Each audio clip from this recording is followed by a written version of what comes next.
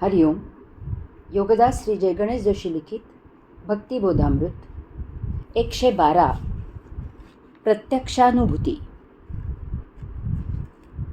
सूर्योदय सूर्यास्त पाहिला, काळोखी रात्र पाहिली. कळी फूल पाहिले, कोमेजून गळलेले पाहिले.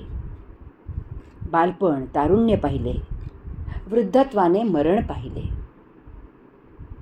तरी समाधान तृप्ती नाही, कारण मी ते जगलो नाही, प्रत्यक्ष अनुभवले नाही, इतरांना सांगितले नाही. स्वशोध.